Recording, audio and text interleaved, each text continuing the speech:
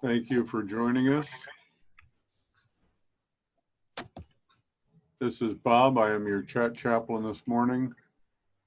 We are about to start our church service. Feel free to put messages in the chat for lighting a candle or just identifying yourself.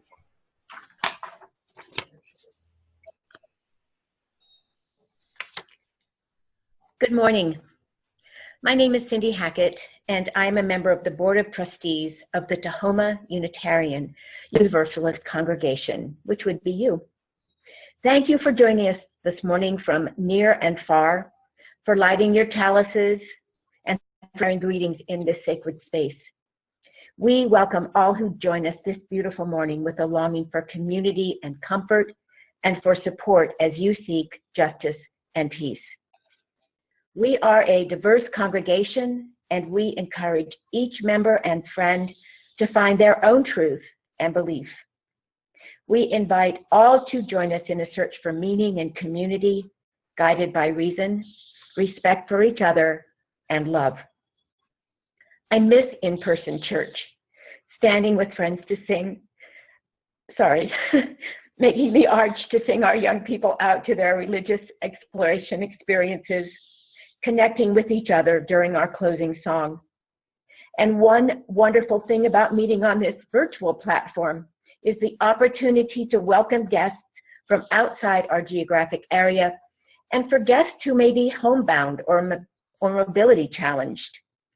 If you are new or newish to our congregation, to our gathering, please let us know your names and your locations in the chat. Contact us through our webpage and we'll add you to the mailing list for our online newsletter. We offer many ways to connect: e-news, webpage, Facebook, and we look forward to widening our circle. And now let's gather our hearts and minds, breathe in and breathe out, and prepare to gather in worship together.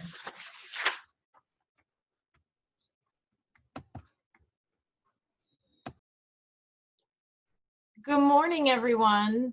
I'm Arian Babcock. I'm your ministerial intern, and I think the name of today is Sacred Flexibility. I'd like to go ahead and start off by simply just stating that there's going to be beeps as we let people into the room because they're running a little late because of where they needed to go and in the chaos.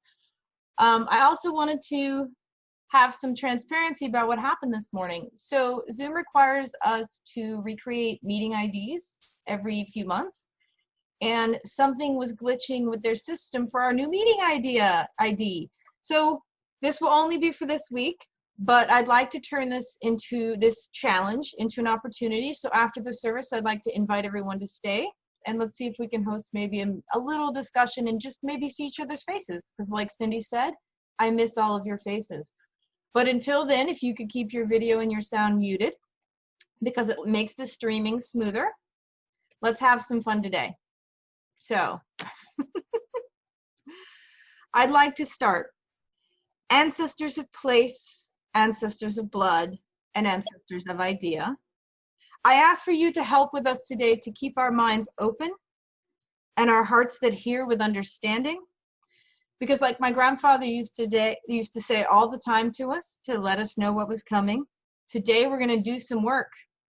He would tell us that before we mowed the lawn. He would tell us that before we went fishing. He would tell us that before we went seining or before we went netting or before we did anything.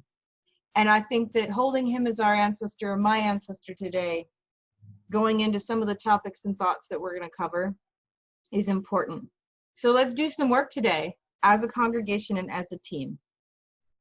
Thank you and good morning.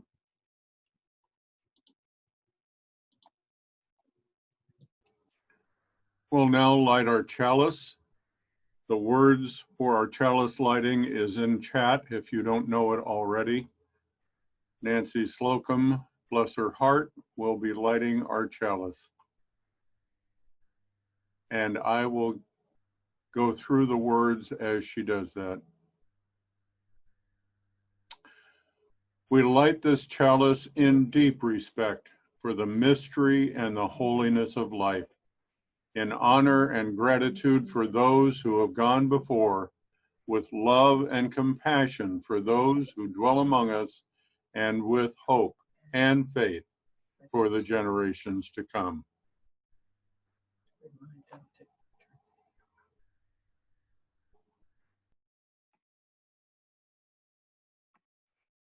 Good morning. My name is Nancy Slocum, and I am the Director of Religious Exploration for Children and Youth here at Tahoma Unitarian Universalist Congregation. This is the time in our service when we typically would have the children come forward to hear our time for all ages. And so please, children, come close to your computers and your devices to hear today's time for all ages. Pizza. Who here loves pizza?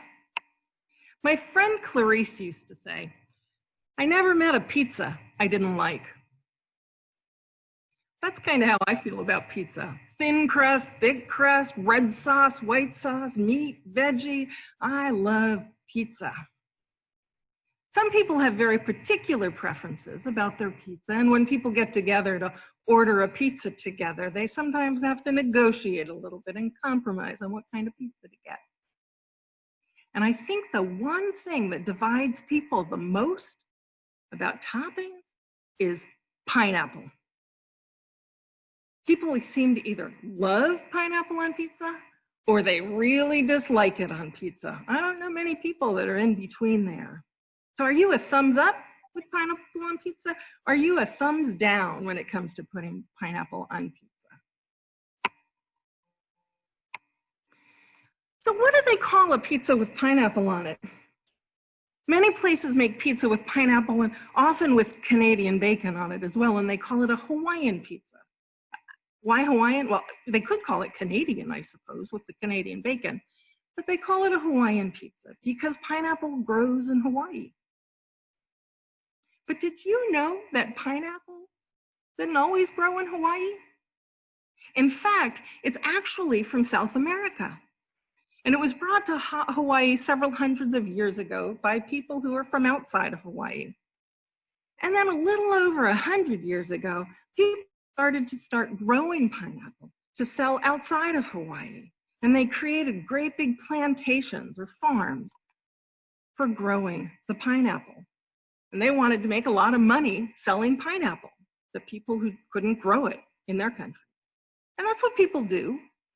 People have farms and they grow fruits and they grow vegetables and they sell those fruits and vegetables so that they can support their farm. That's how they make their living. I just last week went out to Puyallup to a strawberry farm and bought a whole bunch of strawberries because Puyallup has really wonderful strawberries. And this is the time of year when they're harvested.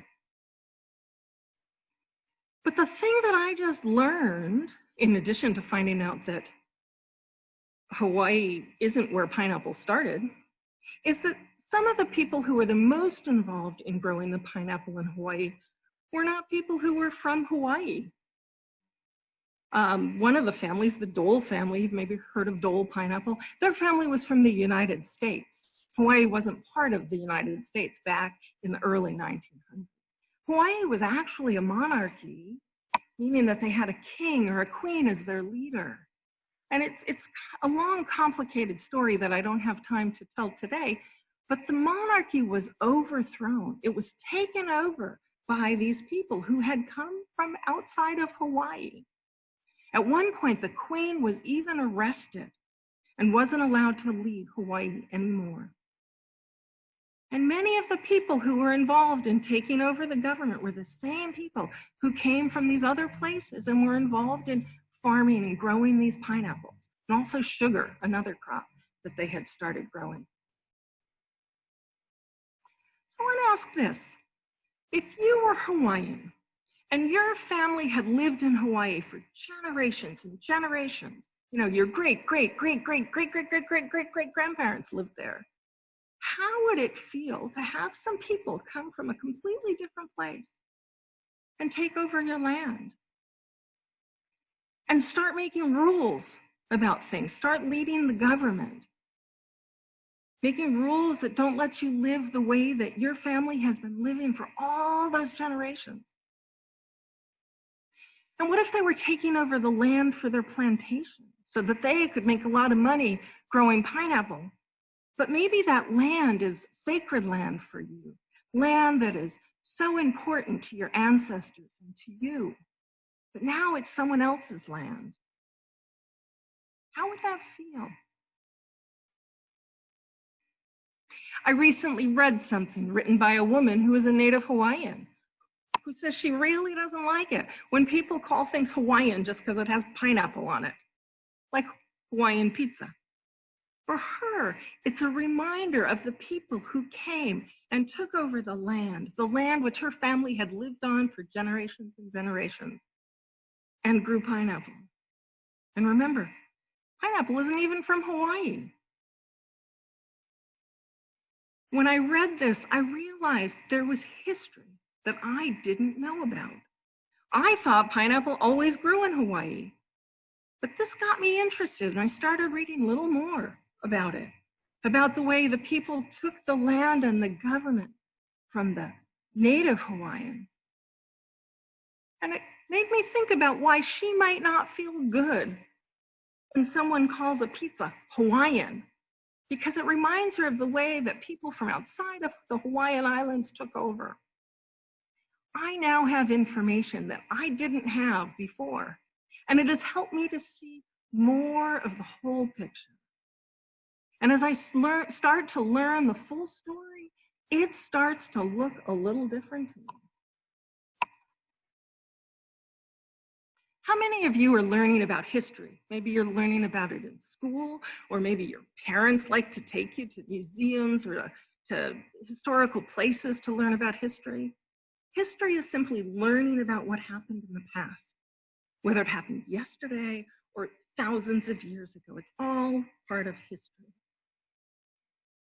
And why do we study history? Why is it important to know about history? Well, for one, I personally think it's pretty interesting to learn about all these things, to hear the stories from long ago, to learn the stories of what happened. But one of the reasons we learn about history is that it also helps us to answer the question, why? Why are things the way they are? By looking at history, we can understand better why things are happening today. And it can help us to know how to do things differently. The thing about learning history is that there are lots of different ways a story might be told.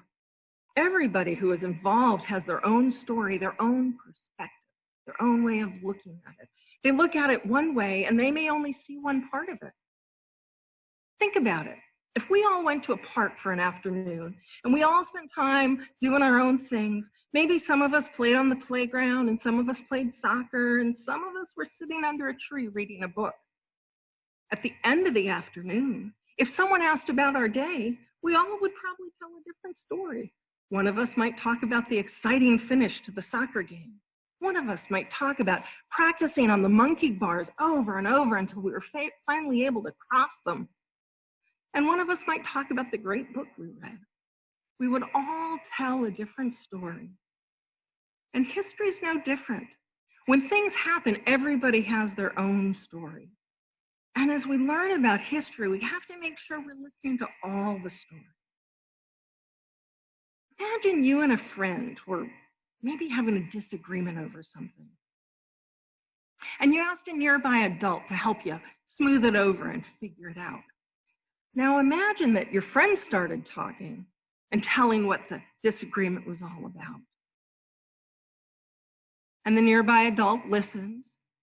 And then after your friend had started talking, you started to talk, and the adult said, "Oh, no, I've heard the story. This is all I need to know. This other person has told me what's going on." And you'd be saying, but what about my side? What about me telling my part of the story? Because it's different. You'd want your chance to tell your side of the story. With history, part of the problem is often the stories we hear are the stories of the people who end up in power, the people who end up in charge, the people who are oppressed, the ones who've had their rights taken away, aren't given the opportunity sometimes to tell their stories. In Hawaii, the non-Hawaiians who took over the government probably didn't go around talking about how they forced their way into being in charge. Or if they did, they maybe told it in a way that made it feel better to them. Like we were helping the native Hawaiians. It seemed like we had a better way to do it, and so we were just helping them. And sometimes the stories of the natives and what they felt during this time, those stories never got told or were not told widely. It is impossible for any one of us to learn the whole history of the whole world and to learn every person's story. But as Unitarian Universalists, one of our principles is that we work for a peaceful, fair, and free world. But in order to know what is fair, we have to remember to look at all sides. When we're learning about history, we can ask, whose side are we not hearing? Who got left out? Who is involved whose stories we don't know? And then we need to look for those stories and listen to those stories. Is it okay to eat pineapple on pizza? Absolutely, that's your thing. But when we hear it called Hawaiian, we might use this as a little reminder of the meaning behind it. That we always need to make sure we're hearing all sides to a story and that we're considering the story from everyone's perspective. We dig deep and we learn. And by doing that, we can make better decisions about how to make our world peaceful, fair, and free. Well, I don't know about you, but all this talk about pizza has made me hungry. Pizza for breakfast is one of my favorite foods. So this is the end of our time for all ages. I will send you out with the words of the song we send you out of the sanctuary with. We hold you in our love as you go, as you go. May your heart be at peace as you go. To nurture the spark of your precious life, we hold you in our love as you go. Thank you.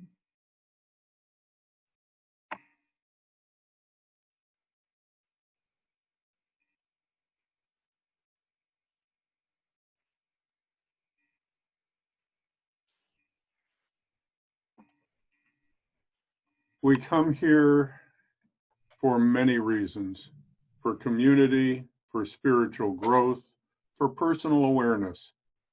This place is so many things to so many of us. This place needs us just as much as we need it. This is the time that we can give an offering to support this place that brings so very much to us. In these different and sometimes difficult times, these offerings are even more important. Please take a moment to utilize the links on the screen to support this place and the Vashon Island Unitarian Fellowship so that we can continue to be here for you.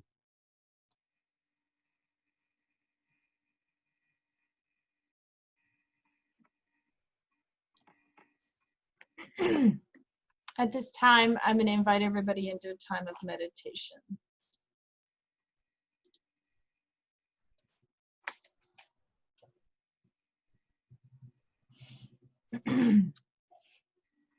I thought I heard the voice of the Spirit cry, "Come and find me.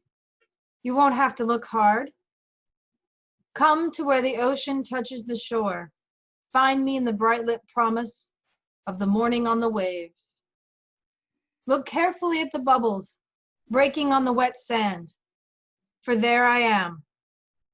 Turn over the glistening rock, slippery with its cushion of seaweed, for there I am.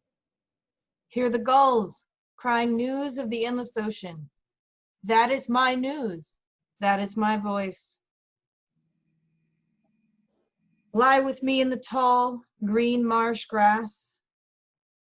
See my footprints in the sand you have walked upon.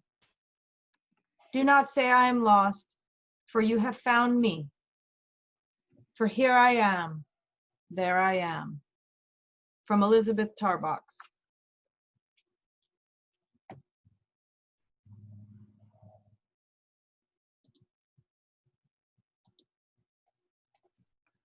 For the last two General Assemblies, we've stood before you amplifying the voices of Black Unitarian Universalists, Indigenous Unitarian Universalists, and other Unitarian Universalists of color. We have brought to you their anger, their pain, their sorrow, and their outrage. Today we stand before you in 2020, a year in which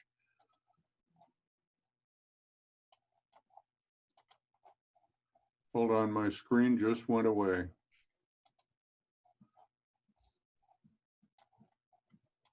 A year in which we have seen more stark relief than ever before in the disparate lives and treatment for Black people, for Indigenous people, and for people of color in this nation. It is in that context that we present to you our recommendations.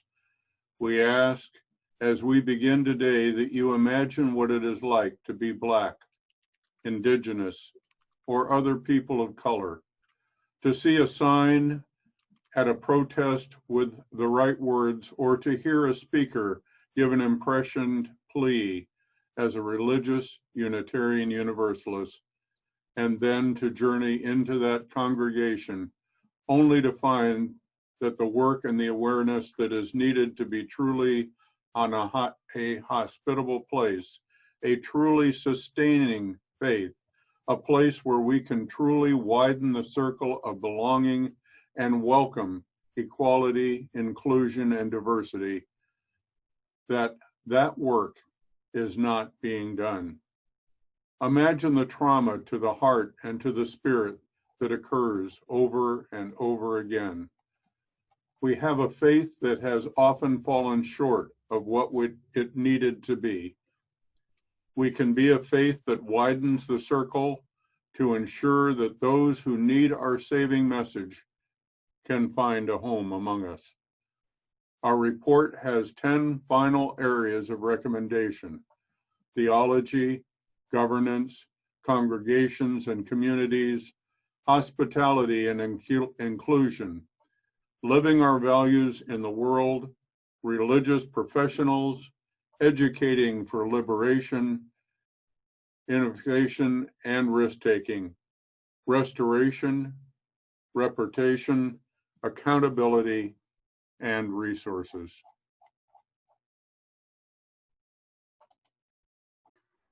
This year's General Assembly dedicated such grace to open a conversation around the 400th year anniversary of the arrival of the Mayflower. That's a big anniversary. The UUA took time and took space to allow Indigenous perspectives and for the opportunity to educate in many voices. This was a bumper year for making space for Black, Indigenous people of color. And I want to recap some of this. So much great information was put out, and I'm going to attempt to try to encourage you and try to motivate you, to try to maybe inspire you, I don't know, whatever word you want to put in there to make you want to learn more about the things that were presented at our national conference. So be concerned and question what you think.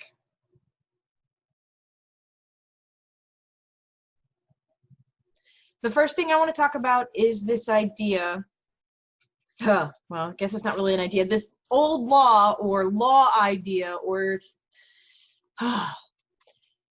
use of the doctrine of discovery here in America. What it is, maybe a little bit if you don't know, and how it's still used to this day, in case you didn't know.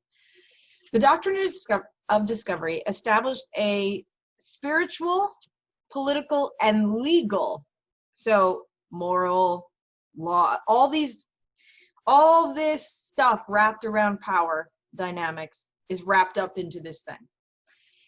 It is the justification for colonization and seizure of not just land, but of culture of people who are non-Christians or who are not of the dominant peoples. That's what the doctrine of discovery is. This is part of our history, and it is not something taught or taught well in schools, whether they're elementary schools, whether they're high schools. So most people don't understand or have maybe never heard of this. Some people have not. And sadly, it is something that's still mentioned in almost whispers or tacked on in closing lines of these long-winded legal documents in our government. All the way, like, there was a ruling in 2005 using the doctrine of discovery tacked on at the very end. Locally here in Washington, this was mentioned in a 1978 Supreme Court ruling of Oliphant versus Suquamish tribe, when deciding who had the power of justice, who got to decide around justice when a non-native person, a non-indigenous person, attacked an indigenous person on official tribal lands. The ripples of this law are still being adjusted here and there in the state of Washington through federal mandate and through congressional movements. And the last time it was even touched on was 2015. And I feel like more people need to be watching this, and you need to be aware that this ancient thing is still impacting how we do business today. So be concerned and question what you know.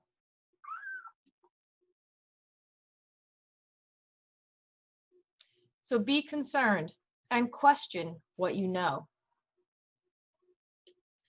Because the next thing I want to talk about is erasure histories. I want you to forget what your elementary school teacher taught you about the kindly Native Americans who helped the Pilgrims. American students learn some of the most damaging misconceptions and biases around Indigenous peoples in elementary school.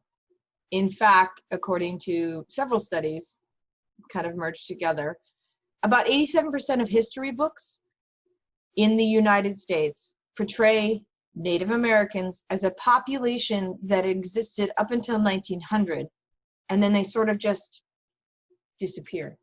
The study was conducted in 2014. So this means that for many Americans, Native people Indigenous people no longer exist. And that's just going to get worse because this systematic erasure just seems to be kind of rolling in on itself and getting bigger and bigger. It doesn't even begin to cover the idea of ongoing current issues and ongoing current conflicts over land, over water, over tribal sovereignty, the ability to govern yourself and to protect your own culture. This is still being debated, and this is still not being taught. So it falls to adults to take action on things they were never taught. That's erasure. Indigenous Americans have become invisible, and this invisibility is making it easier for non-natives to take the lead on creating the narratives. So in the absence of a story, someone is inventing a story or filling in the hole with whatever it is that they're assuming. This invisibility makes it easier to create and support racist mascots or sexualize Native women in everything from fashion appropriation to Halloween costumes. And although we've made great strides in educating people around that, at least as UUs we have, it's still happening. The government moved Indigenous people to reservations and then has worked really hard to make the world forget that they even existed.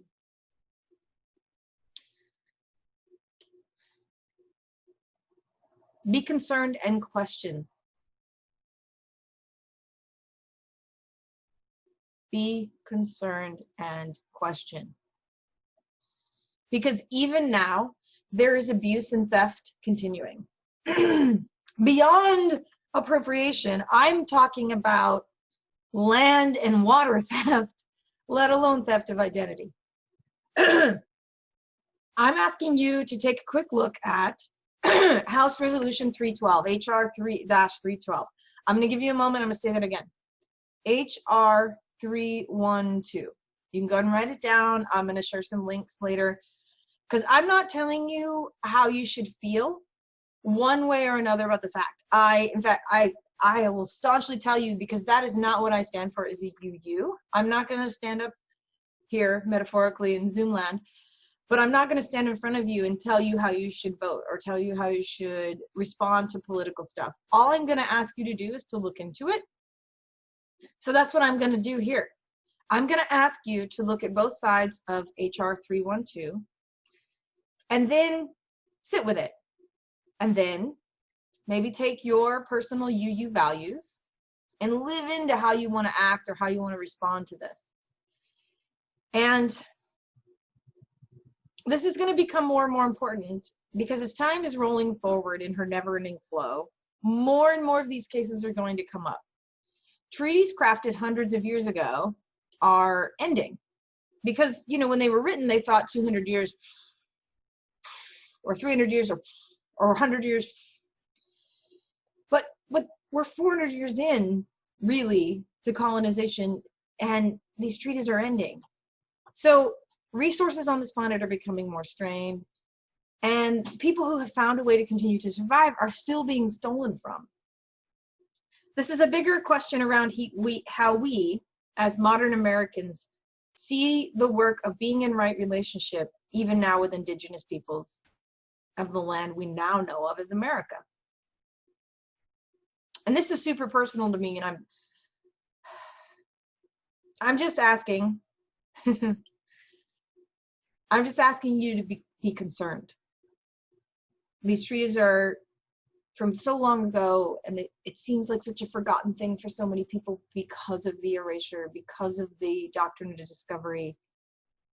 And I'm just asking you to look at what sacred repair might be for the here and now and for the here and tomorrow.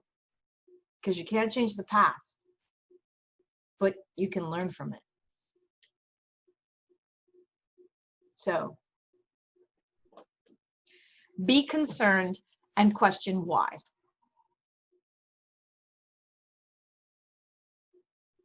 Be concerned and question why.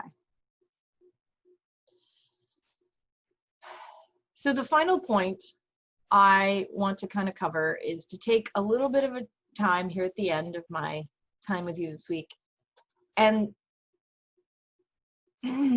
sit with a report that was presented at GA that affects Black, Indigenous people of color. And it's widening the circle of concern. It's the final report from the Unitarian Universalist Association Commission on Institutional Change. Whew. That's a mouthful. This commission was charged with the long-term and institutional change that redeems the essential promise and ideals of Unitarian Universalism. They were appointed by the UUA Board of Trustees in 2017, and for 2 years, with an extension granted in 2018, this commission analyzed structural racism and white supremacy within the UUA.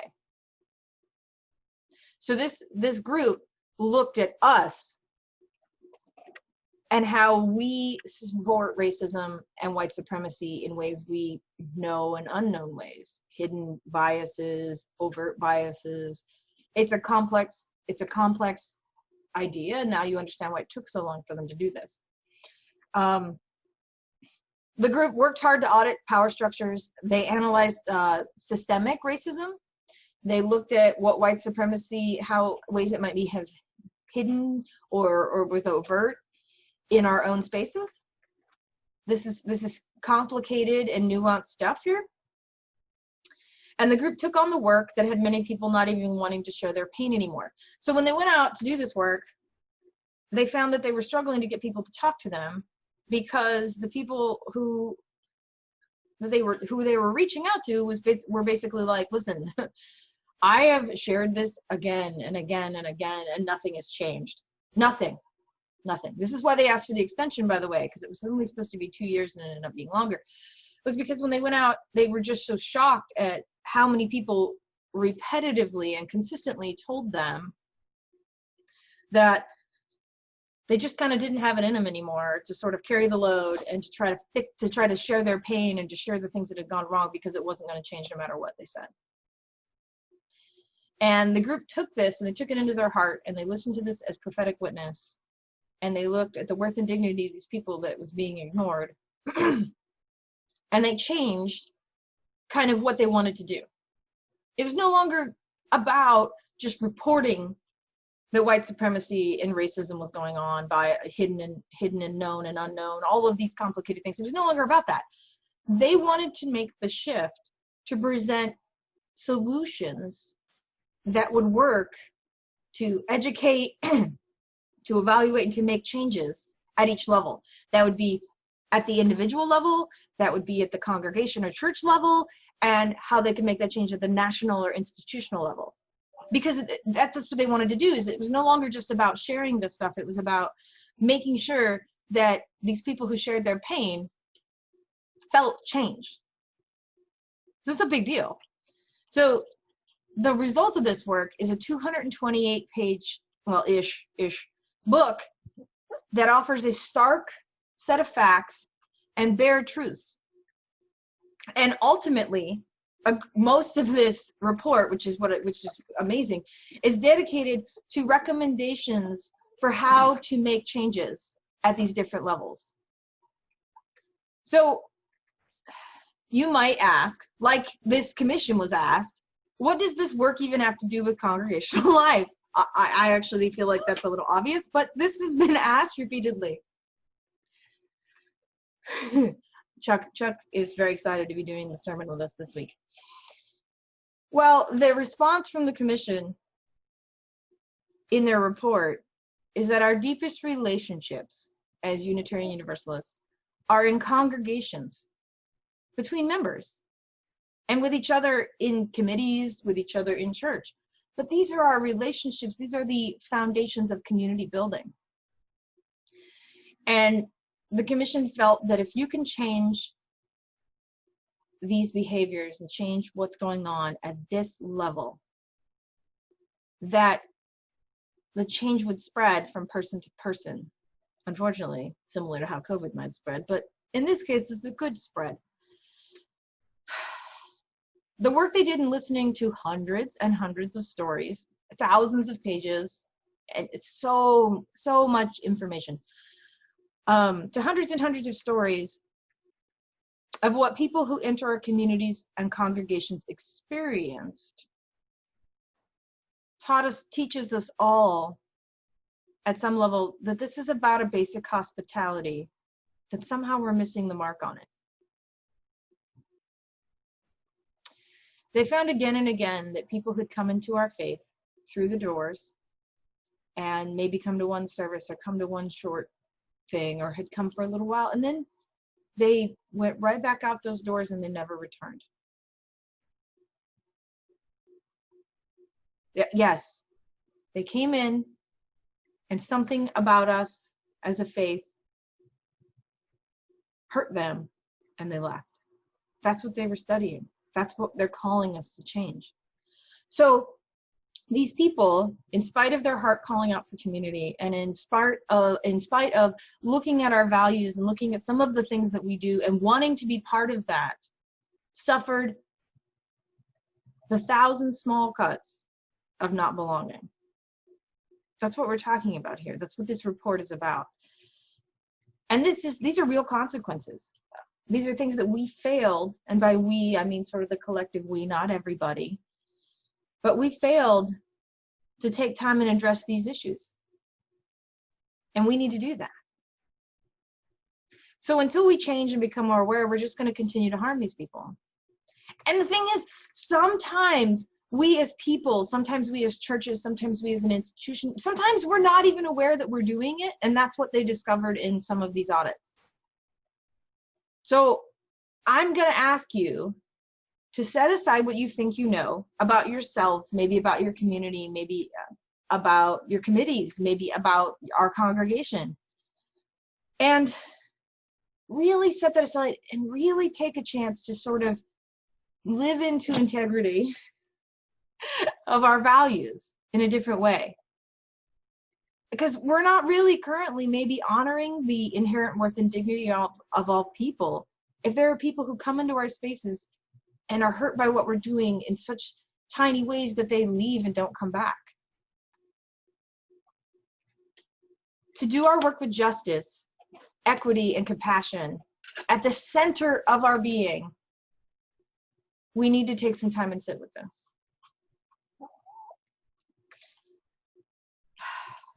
So addressing these issues head on will put us in a position to respond to the social changes that are coming ahead. It's more important than our survival as a denomination. This is our legacy as a faith tradition. Because we have always done the work that others shy away from. So I'm asking you to read the report. We'll send out some links on where you can buy it. I'm asking you to please be concerned with this. Please keep an open mind with this. I've seen the value in everything that our congregation can be as a group, in our committees, in our classes, and as individuals. And you're amazing. And all I'm asking you to do is to be concerned and to question what you know. Thank you.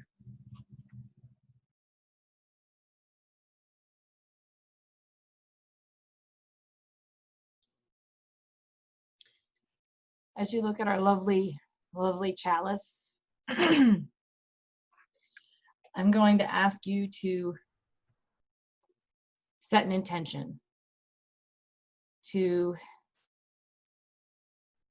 answer to whatever has actually called to you from this service, whether it's the music, whether it was part of the service, whether it was just the fact that we ended up in an interestingly different format this week.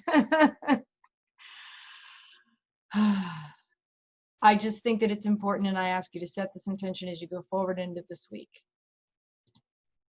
I want to thank you guys all for being with us today for the service. And again, I'm going to extend the invitation one more time to stay after if anybody feels like having an unplanned, unscheduled friendly chat about any of the topics, or just to see each other's faces. You are the grace of those who came before you. You are hopefully all that was good from them, and you live it forward a little better each day. And what we talked about today is a personal thing for me, extremely personal. As you saw, my dog got really into my lap because my heart gets really into it and I start feeling heavy, and he wants to make sure that I'm okay. So I can't keep him away. He's in my lap right now. And I think that that's important because we can comfort each other in the ways that he's seeking to comfort me. I think we can do that for each other because that's what community is. And this community is beautiful like that. And yes, we're all Chuck, or at least we all could be.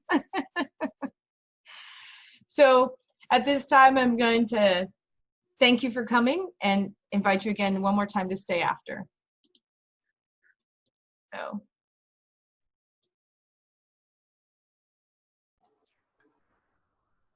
As our service draws to a close, Nancy Slocum will now extinguish the chalice that has lit our way through this service.